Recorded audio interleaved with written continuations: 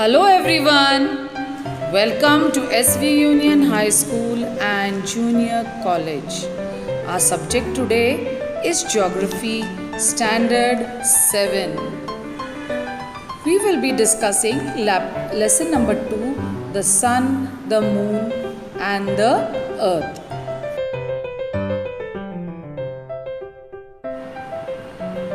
So today's lesson is lesson number 2, the sun, the moon and the earth. We all know that these are the important celestial bodies and they have effect on each other.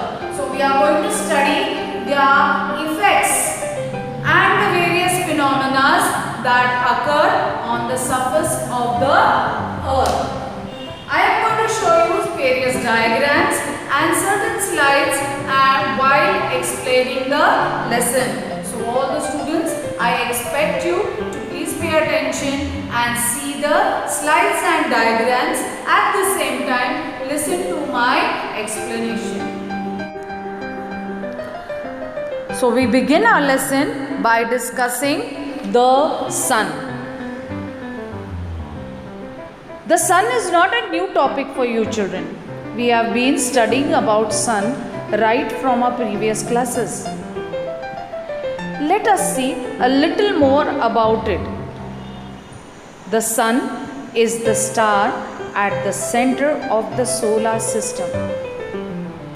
It is the source of light and heat to other planets.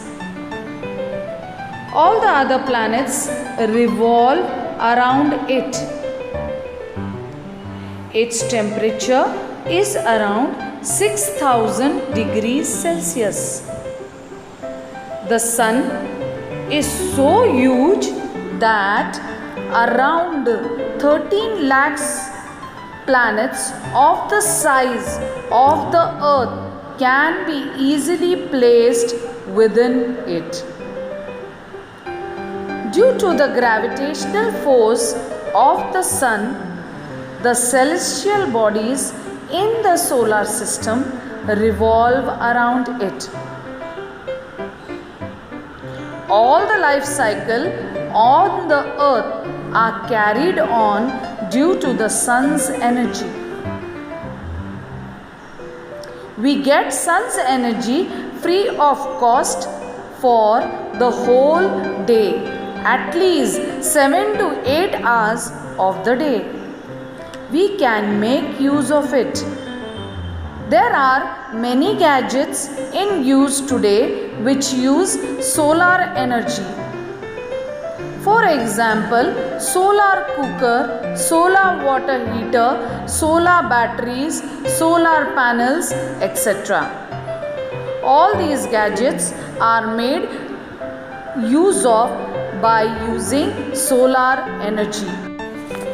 We also know that the sun is worshipped by the Hindus. Why it is worshipped? Because the life, it is a fact that life on the earth is because of the sun. The plants use solar energy and therefore we get food to eat. Our next unit is the earth. Our next unit is the earth. Now, the earth is also a very known celestial body for you. We have learnt about the earth and the solar system in standard 5. Let us learn a little more in this class too. It is the third planet of the solar system. No other planet other than the earth has life on it. As earth is a magnet, there is a magnetic field around it. The earth has two motions, rotation and revolution, due to which we have day and night and a year on the surface of the earth. We shall now discuss the moon. The moon is also an important celestial body in respect with the earth. It is the only satellite of the earth. It does not have an atmosphere. Its period of rotation and revolution are both of 27.3 days. Like the earth, moon too has its axial and orbital motions. It rotates around itself and revolves around the earth. And the earth revolves around the sun.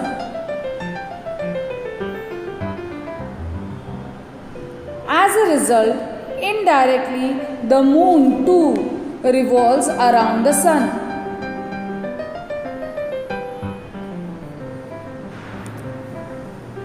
While revolving around and rotating around the sun, the moon's orbit of revolution is elliptical, like that of the earth. Hence, the distance of the moon from the earth is not the same everywhere along its orbit while revolving. Sometimes, while revolving, the moon is close to the earth. The distance between the earth and the moon is close, and sometimes it is far. Children, please see the diagram. When the moon is closest to the earth, this position is said to be the perigee position, and when it is farthest from the earth, it is said to be in the apogee position. Please check the diagram, children. There are some effects on the earth due to the nearness and closeness of the moon. One of the examples are ocean tides that are caused on the earth due to the closeness and nearness of the moon. We are going to study about it in our next topic.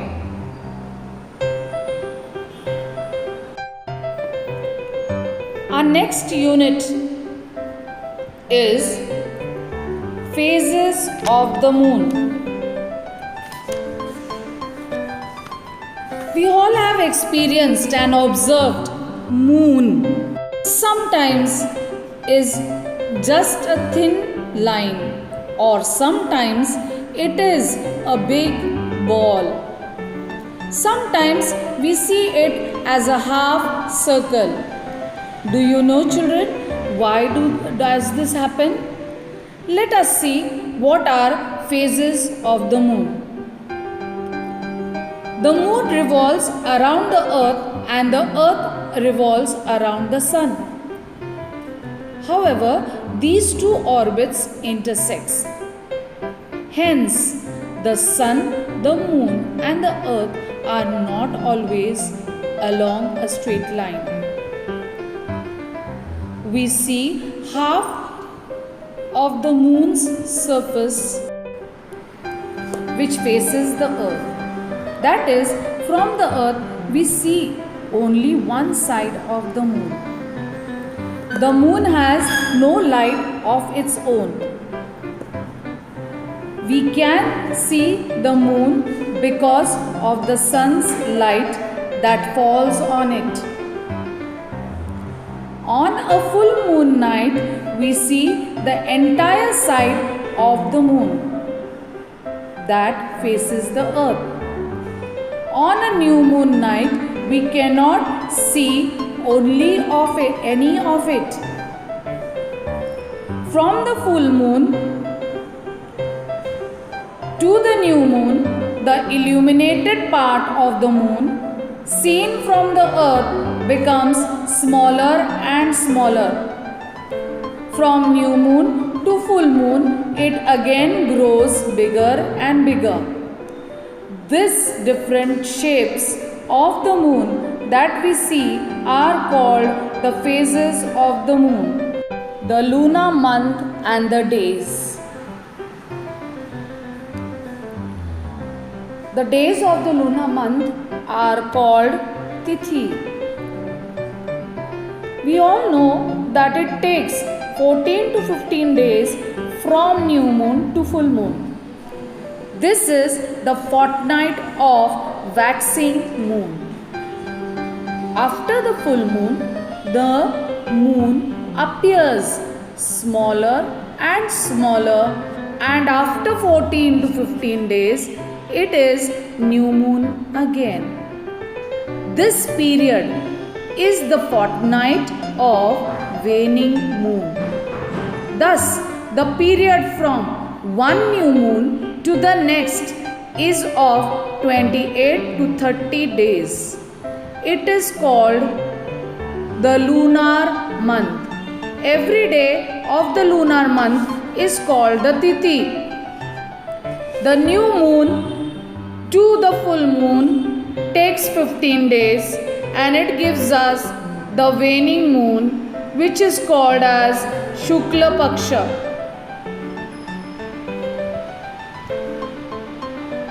The full moon to new moon again takes 15 days.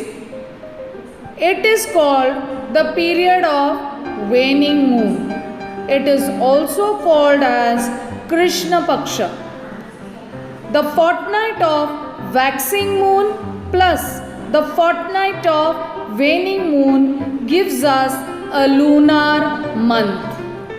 Students, we have already learned about the phases of the moon in standard 5 and 6. I have revised your previous knowledge because the rest of the phenomena which you are going to study in this class, that is standard 7, are based on this previous knowledge. They are all related to the sun, the moon and the earth. Let us see the small activity to understand phases of the moon.